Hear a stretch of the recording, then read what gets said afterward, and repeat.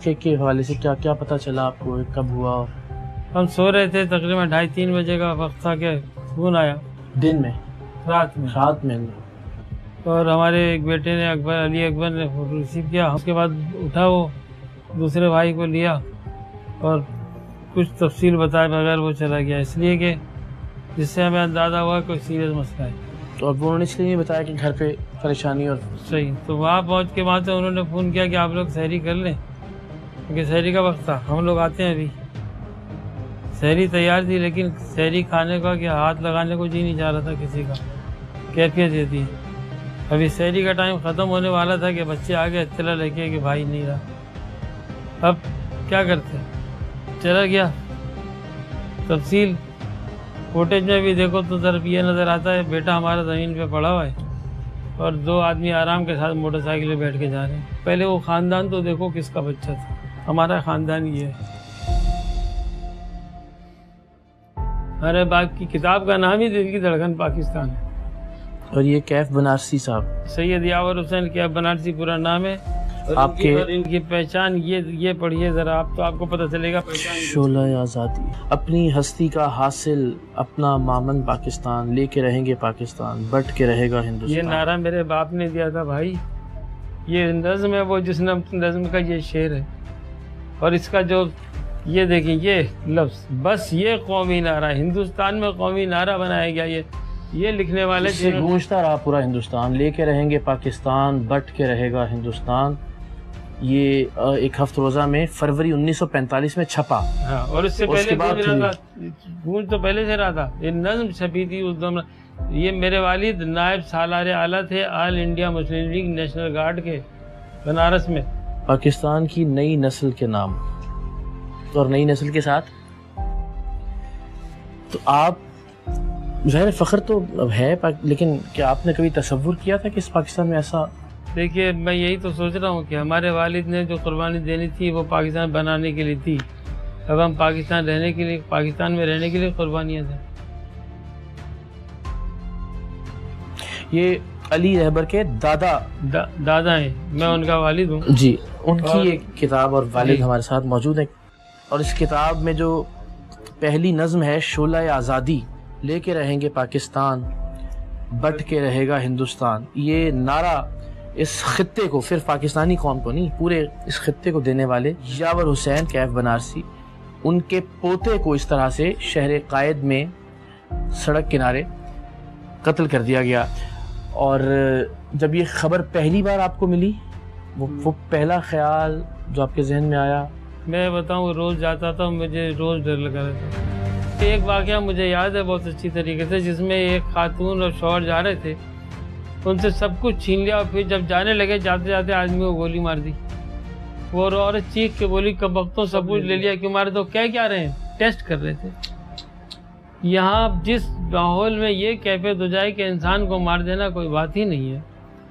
میرا ذہن یہ کہتا ہے کہ مجرم اس وقت آزاد ہوتا ہے جب اس کی پشت پر کوئی کھڑا ہوتا ہے. حقیقت یہ کہ اب کوئی اور رہبر نہ مارا جائے نا بھائی، پھر مارے. اب روزانہ مارے، 50 سے اوپر ہو چکے ہیں. 88 دن کے اندر 50 سے زیادہ لوگ مارے جا چکے ہیں. تو مطلب کیا سو رہے ہیں آپ؟ اگر آپ یہ کہہ رہے ہیں ہم کوشش کر رہے ہیں تو کیا کوشش کر رہے ہیں؟ بس اللہ تعالیٰ کچھ توفیق دے، اللہ تعالیٰ آپ کو صبر جمیل عطا کرے. بہت شکریہ آپ کا، آپ نے ایسی صورت میں بھی وقت نکالا، اور اللہ کرے کہ کسی تک کی ارباب اختیار سے بات پہنچ جائے. جی تو جناب، شہر کراچی کی سڑکوں پر مظلومیت کی موت مارے جانے والے شہید علی رہبر کے بھائی علی شہزر ہمارے ساتھ ہیں. اس وقت آپ کی اسٹیٹ آف مائنڈ کی کیا سوچ رہے ہیں آپ؟ میں یہ سوچ رہا ہوں کہ جو ہماری یوتھ ہے نا، کچھ چیزیں میں نے اپنی لائف میں ایسی دیکھی ہیں. ابھی میں ریسنٹلی بات تو خیر چھوڑیں، ابھی کی فوراً کی اگر میں بات کروں، پولیس ساتھ نہیں دے رہی، ٹھیک ہے نا، بالکل بھی. جو کام پولیس کو کرنے تھے وہ میں کر رہا ہوں، ٹھیک ہے. میں اس جگہ پہ جیسے سویم کا دن ہے، میں نے اور بھی جگہوں پہ بتایا، سویم کا دن ہے. ایک عام طور پہ ایک بھائی کو کیا کرنا چاہیے؟ سپارہ پڑتا بیٹھ کے قبرستان جاتا ہے اس کے لیے، گھر والوں کو حوصلہ. میں یہ کر رہا ہوں کہ میں اس جگہ پہ گھوم رہا ہوں، میں کلو تلاش کر رہا ہوں، میں دیکھ رہا ہوں کہاں کا CCTV. اور یہ کام پولیس نہیں کر رہی، یہ کام کس کا ہے؟ بیسیکلی پولیس کے اداروں کا، ٹھیک ہے نا. اور جو ہے پولیس مجھے کہیں نہیں نظر آئی. آپ کا کیسا؟ ظاہر بھائی ہوتے ہیں، لیکن پھر بھی اگر آپ یاد کرنا چاہیں کچھ چیزیں ان کے ساتھ. مختصر یہ ہے کہ ویسے تو زندگی گزر جائے گی, میں بھائی جان کے بارے میں کیا بتاؤں. بات یہ ہے, اللہ تعالیٰ جب قربانی لیتا ہے نا تو بہترین چیز کی لیتا ہے. سب سے زیادہ قریبی جو چیز ہوتی ہے اللہ تعالیٰ قربانی اس چیز کی لیتا ہے. آزمائش بھی اللہ ایسی لیتا ہے. وہ بھائی جس نے آپ کو نہلایا دھلایا ہو, پھر آپ کو اسے غسل دینا پڑے. بس میں اس کے علاوہ اور میں کیا بتاؤں. مطلب اگر میں بیٹھ کے یہاں بات کر رہا ہوں, میں سب سے چھوٹا بھائی ہوں, لیکن اگر اتنی ہمت مجھ میں دی ہے نا کہ میں ڈھونڈ رہا ہوں کہ میرے بھائی کو کس نے مارا اور کیا کیا کلو مل سکتا ہے, میں پولیس کا انتظار نہیں کیا, تو یہ سب کچھ بھائی جان کا دیا ہوا ہے. بھائی جان قدم قدم پہ بولتے تھے بیٹا ہار نہیں ماننی کبھی بھی, اللہ کے سوا میرا بھائی کسی سے ڈرتا نہیں تھا. یہ چیز مجھے سکھا کے گئے. ابھی تک اگر پولیس یہ سب کچھ کر رہی ہوتی نا جو میں کر رہا ہوں, تو میرے خیال ہے ابھی بہت کچھ نتیجے تک پہنچ جاتے. اللہ ان کے درجات بلند کرے, پروردگار آپ کو آپ کے بھائیوں کے آپس کے پیار کو ایسے ہی سلامت رکھے ہمیشہ, اور بہت ساری دعائیں آپ کے. علی رہبر شہید کے صاحبزادے ہیں. السلام علیکم, کیا حال ہے آپ کا؟ ان کا نام جو ہے وہ ان کے پردادا کے نام پہ علی یاور, جو کہ تحریک پاکستان کے رہنما تھے. اب کس کلاس میں ہو آپ؟ 5 میں. تو میں نے سنا بڑا آپ ٹاپ شاپ کرتے ہیں ماشاء اللہ. یس, میں پوزیشن ہولڈر ہوں, اسپورٹس ہو یا پڑھائی ہو. میں لاسٹ ٹائم بھی میری پوزیشن آئی تھی, اور میں کبھی اس کا فرسٹ یا سیکنڈ سے کبھی باہر نہیں گیا. سیکنڈ بھی نہیں اب سوچنا, آپ نے فرسٹ پہ. ہاں انشاءاللہ. اچھی بات ہے. ٹھیک ہے, تو پلاننگ کیا کی تھی آپ نے عید کی؟ کچھ تیاری ویاری تھی ان کے ساتھ؟ عید کی تیاری یہ تھی کہ وہ آتے نماز پڑھنے لے کے جاتے, ہم لوگ جیسے نارمل عید گزرتی ہے ویسے عید گزرتی. ابھی کیا تیاری تھی کہ شاپنگ واپنگ پہ جائیں گے ساتھ, کچھ سوچا بات آپ نے؟ ہاں, میری دادی نے میرے بابا سے بولا کہ ان لوگ کو جو ہے نا شاپنگ پہ لے کے جاؤ. میرے بابا نے بولا اچھا. وہ گئے کمرے میں, مجھے بہت سارے پیسے دے کے گئے کہ جہاں میں جا رہا ہوں وہ علاقہ صحیح نہیں ہے, تم یہ پیسے رکھو, میں جا رہا ہوں.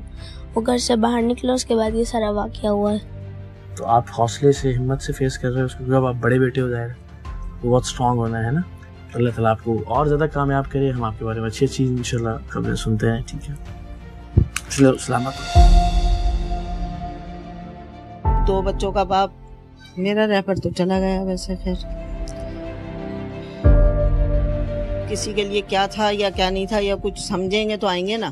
قانونی طور پہ بھی کچھ نہیں, کوئی بھی نہیں, کچھ نہیں. آپ بتائیں, ماشاءاللہ سب کو میں نے دیکھا, اللہ تعالیٰ سے ہمت اور حوصلہ دے کے رکھے. سب سے زیادہ ایک دوسرے کو کون حوصلہ دے رہا ہے؟